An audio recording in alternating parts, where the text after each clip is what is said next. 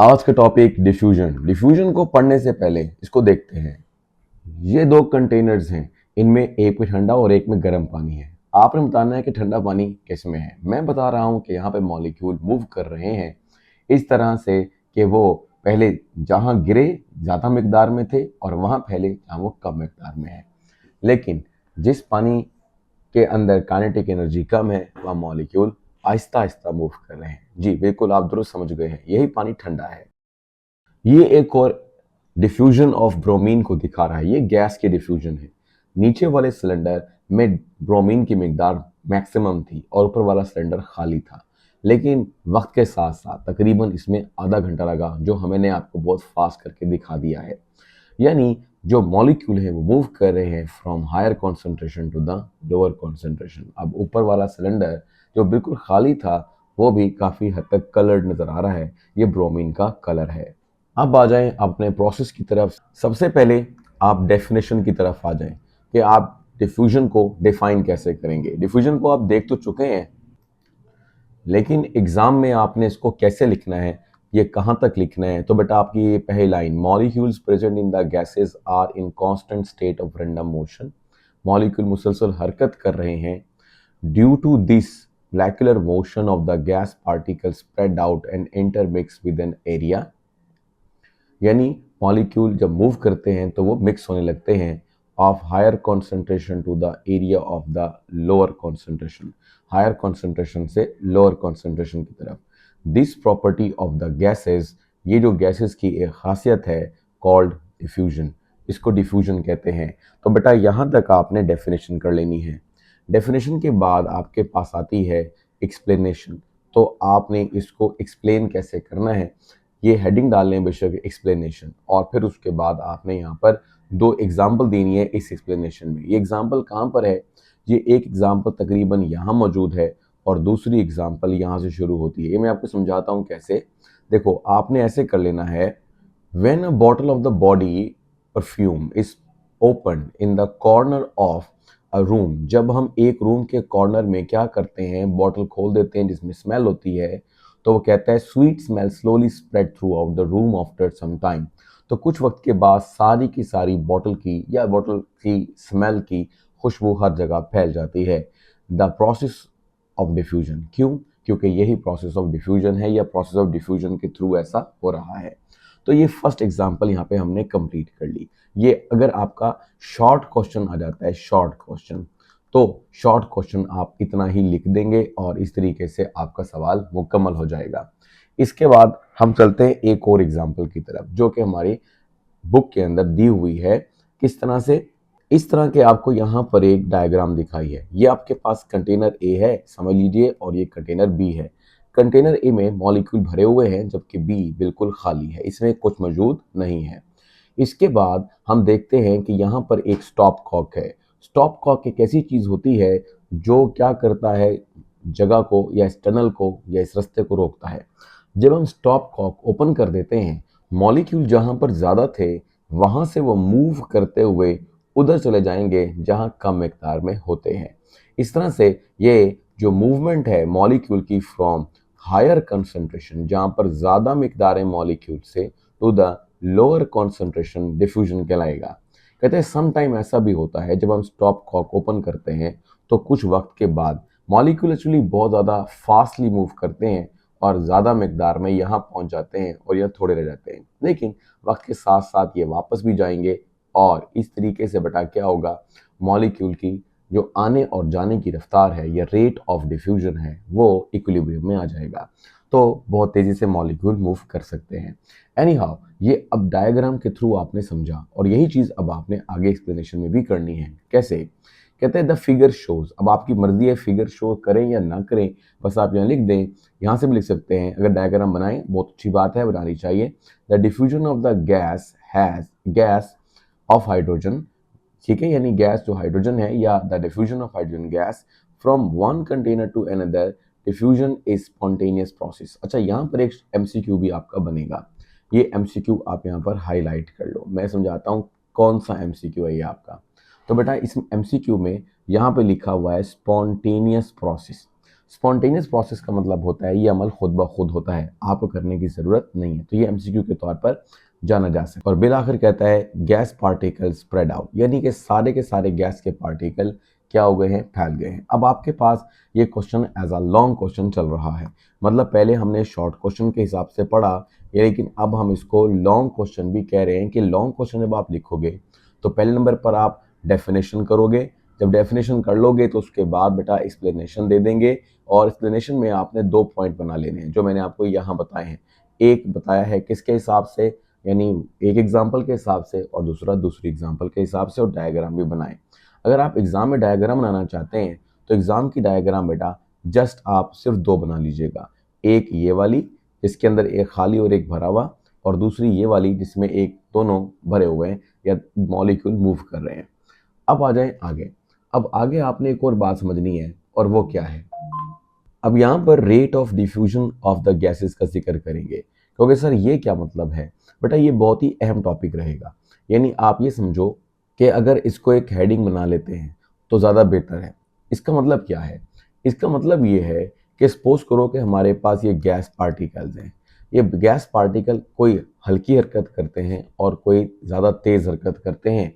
इन दोनों हरकत में क्या फ़र्क है, रेट का। रेट मतलब रफ्तार, यानी किसी गैस का रेट स्लो है और किसी गैस का मॉलिक्यूल का रेट ज़्यादा है। इसकी आम सी वजह बताता हूँ आपको। देखो हमारे पास 2 किस्म के मॉलिक्यूल हैं, एक ये वाला मॉलिक्यूल है और एक आपके पास ये वाला मॉलिक्यूल है। बोले सर इनमें फ़र्क छोटे और बड़े का है, मैं कहूँगा भारी और हल्के का है।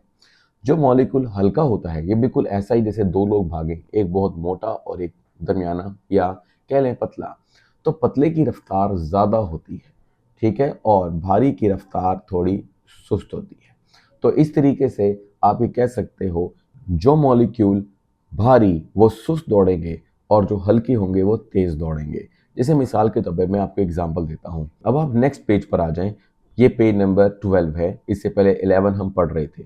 इसमें हमारे पास 2 गैसेस हैं, जैसे कि मिसाल के तौर पर एक गैस का नाम है हाइड्रोजन क्लोराइड और दूसरी गैस का नाम है अमोनिया। आप इन दोनों के बारे में पढ़ा होगा। अमोनिया को NH3 और हाइड्रोजन क्लोराइड को HCl या हाइड्रोक्लोरिक एसिड से शो करते हैं। तो हम मान के चलते हैं कि हमारे पास ये गैसेस किस तरीके से हैं। हम कहते हैं यहाँ पर एक गैस हमने रखी है, हमने एक इसमें कॉटन लेते हैं रुई, उसके अंदर अमोनिया गैस का सोल्यूशन थोड़ा सा मिक्स करते हैं और एक ट्यूब के एक सिरे पर रख देते हैं। ये प्लास्टिक या शीशे की ट्यूब है, इसके अंदर हम देख सकते हैं, ठीक है। ये आपके पास समझ लो कि ये जो आपके पास नज़र आ रही है ये एक तरह की ट्यूब है। मैं इसको ज़रा हाईलाइट कर देता हूँ। तो इस ट्यूब के एक सिरे पर हमने क्या रखा है, हमने इसके एक सिरे पर रखा है अमोनिया और दूसरी तरफ HCl। इस तरफ हम ले लेते हैं अमोनिया NH3। अब अमोनिया का एक मैस है, नाइट्रोजन का 14 और हाइड्रोजन का 1, और यहाँ पर 3 हाइड्रोजन है, तो कुल मिलाकर कितना हो गया 3, यानी कुल मिलाकर हो गया 17। तो ये आपके पास 17। अब क्या करोगे, अब दूसरी तरफ देखो, दूसरी तरफ हमारे पास जो सोल्यूशन है वो किसका है, हाइड्रोजन क्लोराइड गैस का, जो हमने यहाँ पर देखी है। अब हाइड्रोजन क्लोराइड का भी मैस निकालते हैं। यहाँ है हाइड्रोजन क्लोराइड, और हाइड्रोजन क्लोराइड का जो मैस है वो कितना बनेगा HCl। हाइड्रोजन का होता है बेटा 1 और क्लोरीन का 35.5, तो टोटल मिलाकर हो गया 36.5। हाँ जी, कौन सी गैस भारी है, जाहिर सी बात है जिसका मैस ज़्यादा है और वो HCl है। अब हम कुछ देर के बाद देखेंगे अमोनिया गैस आगे की तरफ बढ़ेगी और हाइड्रोक्लोराइड गैस भी आगे की तरफ बढ़ेगी। यहाँ पर इन दोनों का टाकरा होगा। टाकरे से मुराद क्या है, यानी रिएक्शन होगा। अगर मैं इनकी रिएक्शन को लिख दूं तो आप लिख सकते हो, ठीक है। किस तरह से आप लिखोगे कि एक तरफ है अमोनिया NH3 और दूसरी तरफ है हाइड्रोजन क्लोराइड गैस। जब ये दोनों आपस में रिएक्ट करेंगे तो क्या होगा, ये बनेगा अमोनियम क्लोराइड NH4Cl, जो कि वाइट कलर का जैसे कि यहाँ दिख रहा है, ये नजर आएगा फ्यूम, यानी आपको रिएक्शन होता दिखेगा किस शक्ल में, इस तरह की शक्ल में, जहां पर आपको नजर आने लगेगा कि कुछ चीज यहाँ पे बनने लगी है। तो इसका मतलब है ये वो जगह है जहां पर रिएक्शन हो गया। अब असल में इससे ही सबक मिला कि जो गैस थी भारी, जो वो गैस जब आगे चली चली चली चली चली तो वो यहाँ तक पहुंची, और जो दूसरी गैस थी जो कि थी हल्की, वो भी चली, चलते चलते चलते चलते चलते वो यहाँ तक पहुंची। यानी इसका मतलब है कि हल्की गैस ने ज़्यादा फासला कवर किया, ये ऊपर लिखा हुआ भी है कि जो अमोनिया के मॉलिक्यूल्स हैं उन्होंने 59.5 सेंटीमीटर कवर किया, ठीक है, और जो HCl है जो भारी गैस है उसने फासला कवर किया 40.5। इस तरह से आप फासले कवर करने यानी भागने की रफ्तार को मेजर कर सकते हो कि जो भारी था ज़्यादा तेज नहीं दौड़ सका, उसने कम फासला कवर किया, और जो हल्का था उसने ज़्यादा फासला कवर किया। तो ये आपकी एक्टिविटी भी हो गई और साथ साथ आपको समझ भी आ गई कि रेट ऑफ डिफ्यूजन से क्या मुराद है। अब हम आगे चलते हैं और यहाँ पर कुछ आपने क्या करना है, बताना है कि रेट ऑफ डिफ्यूजन को आप कैसे एक्सप्लेन कर सकते हो। तो यहाँ हमारी बुक लिखती है कि kinetic particle theory of the gas इस चीज़ को एक्सप्लेन कर सकती है। और कैसे एक्सप्लेन कर सकती है, तो आप साथ लिखेंगे कि according to the kinetic theory के मुताबिक molecules of all gases possess the same average kinetic energy at constant temperature। ये थोड़ा सा आपने हाईलाइट कर लेना है, यानी वो कहने की कोशिश कर रहा है कि जो रेट ऑफ डिफ्यूजन है असल में वो टेम्परेचर के प्रोपोर्शनल है।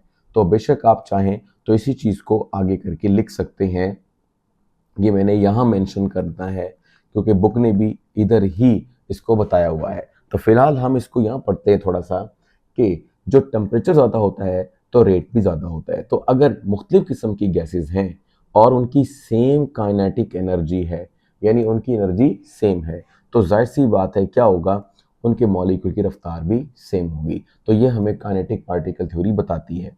फिर थोड़ा सा अगर आप ये बस इतना काफ़ी अगर लिखना चाहें तो, लेकिन थोड़ा सा अगर ज़्यादा लिखना चाहें तो आप इस चीज़ को भी एक्सप्लेन कर सकते हो। क्या? Since hydrogen is a lighter gas than oxygen, यानी अगर हाइड्रोजन ऑक्सीजन से क्या है, हल्की है, तो जाहिर सी बात है अभी समझा कर आया हूँ वो तेज दौड़ेगी। हाइड्रोजन का मैस होता है अगर H2 सोच रहे हो तो 2 एक मॉलिक्यूल का, और ऑक्सीजन का होता है O2 की शक्ल के अंदर क्या 16 एक का होता है तो 2 का 32, तो एक का 32 ग्राम और एक का 2 ग्राम, यानी हाइड्रोजन हल्की है तो तेज दौड़ेगी और ऑक्सीजन भारी है तो सुस्त दौड़ेगी। तो यही बात लिखी है faster than oxygen at a given temperature. अब यहाँ पर जो ये मैंने मिसाल दी है, ये छोटी सी एग्जाम्पल है। ये एग्जाम्पल किस चीज़ को शो कर रही है? ये एग्जाम्पल शो कर रही है रेट ऑफ डिफ्यूजन को। अब आपकी मर्जी है कि आप इसको किस तरह लिखना चाहें, कैसे लिखना चाहें। रेट ऑफ डिफ्यूजन में जो एग्जाम्पल है वो बेशक आप हाइड्रोजन जैसे यहाँ पर दी हुई है और ऑक्सीजन जैसे यहाँ पर दी हुई है, इनको दे लें। और अगर आप ये नहीं देना चाहते तो फिर जो मैंने आपको यहाँ पर सिखाया HCl और अमोनिया, उसकी एग्जाम्पल भी आप दे सकते हो। ठीक है बेटा जी। उसके बाद आप चलते हैं आखिरी फिगर पर, और वो ये है कि आप यहाँ पे रेट, ये आपका क्वेश्चन बन जाएगा, ये इस तरह का आपका शॉर्ट क्वेश्चन भी बन जाएगा कि रेट और टेम्परेचर के दरमियान क्या ताल्लुक है। तो आप जस्ट सिंपली कहोगे कि rate of diffusion increases with the increase of temperature as the particles have more kinetic energy and hence move faster. भाई वो मॉलिक्यूल जिनकी एनर्जी ज़्यादा है वो तेज़ दौड़ेंगे, उनकी रफ्तार ज़्यादा रहेगी, तो इसका मतलब ये है कि उनका टेम्परेचर भी ज़्यादा है। दिस इवेंचुअली, और आखिरकार, leads to the rapid mixing and spreading, तो मॉलिक्यूल जल्दी स्प्रेड हो जाएंगे, फैल जाएंगे और मिक्स भी हो जाएंगे।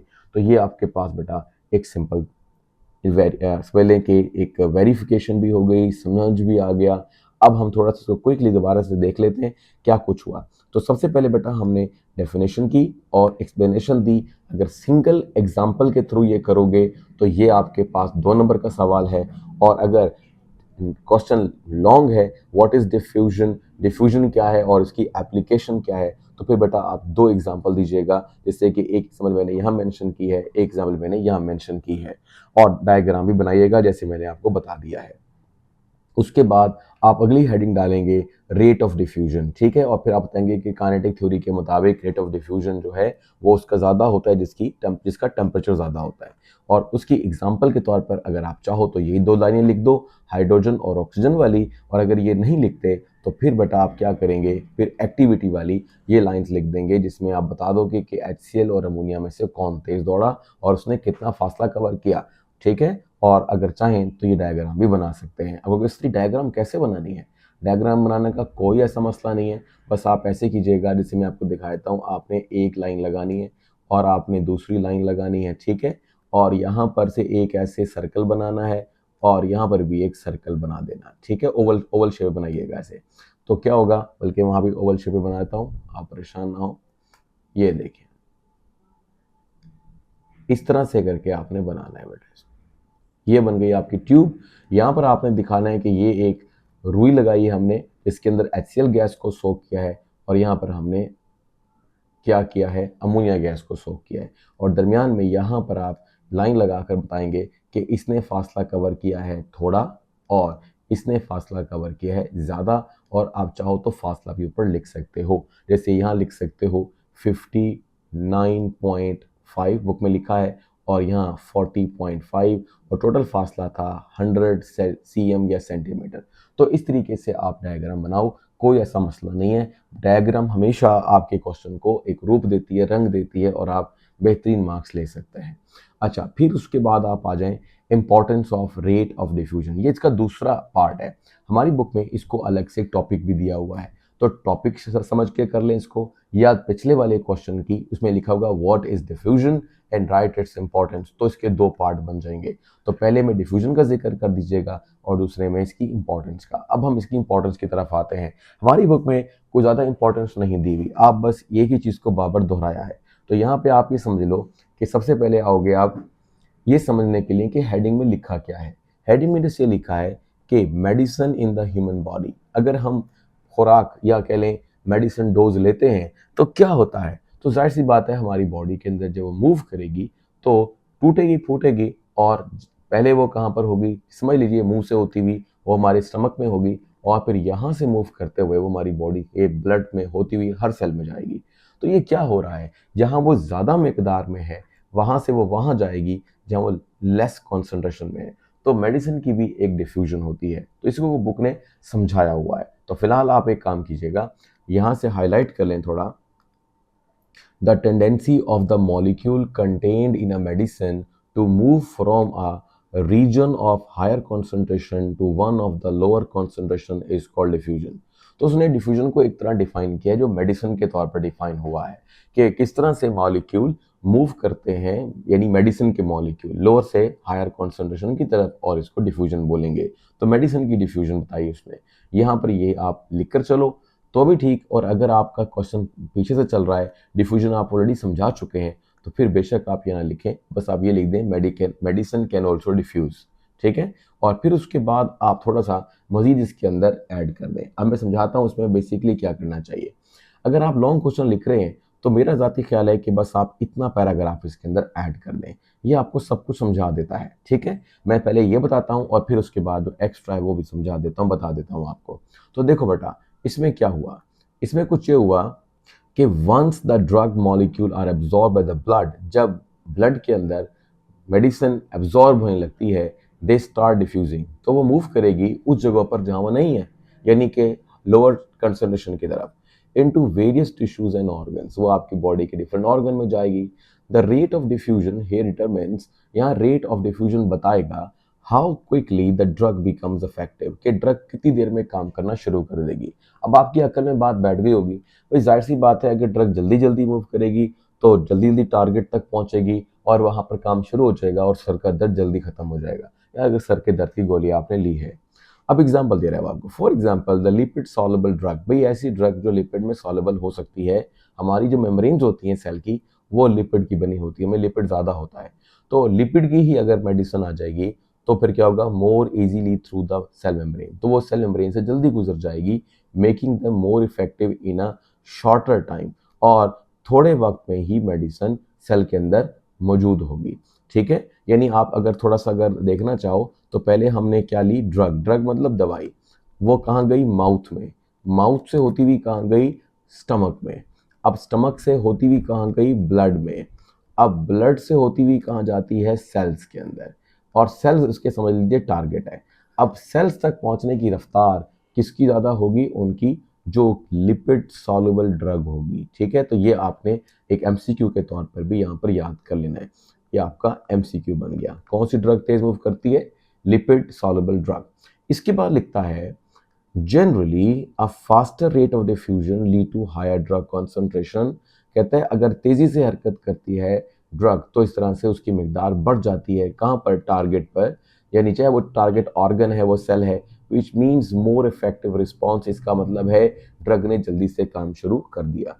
तो ये बेटा इतना सा भी लिख देंगे तो सारा कुछ समझ में आ जाएगा। और अगर कोई बच्चे थोड़ा कंफ्यूज हो रहे हैं ठीक है, उन्होंने ये फर्स्ट लाइन भी अभी नहीं लिखी है और वो समझते हैं कि कुछ और भी लिखना चाहिए, तो वो यहाँ से 1-2 लाइन्स ले सकते हैं। कहाँ से ले सकते हैं ये मैं आपको बता देता हूँ। The diffusion rate of medicine control how rapidly effectively they can, कितनी तेजी से और इफेक्टिवली मेडिसिन हरकत कर सकती है, एब्जॉर्ब हो सकती है, डिस्ट्रीब्यूट पूरी बॉडी में फैल सकती है, एलिमिनेटेड फ्रॉम द बॉडी और बॉडी से निकल सकती है काम करके। तो ये सब चीज़ें रेट ऑफ डिफ्यूजन पर चलती हैं। तो एक लाइन आप ये भी साथ लिख लो। लो भाई, अब आपके पास सारे टॉपिक कंप्लीट हो गए। यानी अब मैं सेकंड टॉपिक को भी थोड़ा सा आपके सामने बता देता हूँ कि क्या लिखा। ये नेक्स्ट टॉपिक है। अगर एज अ टॉपिक ले रहे हो तो फिर बेटा ये ज़रूर लिखिएगा, और अगर टॉपिक नहीं ले रहे हो, पहले से ही आप समझा चुके हो डिफ्यूजन को, तो ये लाइन लिखने की ज़रूरत नहीं है। फिर आप सिर्फ एक ये वाली लाइन लिखेंगे और फिर आप यहाँ पर लिखेंगे जिसमें एक एमसीक्यू भी है, ठीक है। और ये चीज़ मुकम्मल करने पर आपका टॉपिक कंप्लीट हो जाएगा, ठीक है। बाकी इसमें और पढ़ेंगे तो ये रिपीट हो रहा है, यही चीज़ बार बार बताई जा रही है। इंशाल्लाह चैप्टर हमारा ख़त्म हो गया है। हम बात करेंगे एक्सरसाइज की अपने नेक्स्ट टॉपिक में। अल्लाह हाफिज़। सब्सक्राइब किए बगैर मत जाइएगा।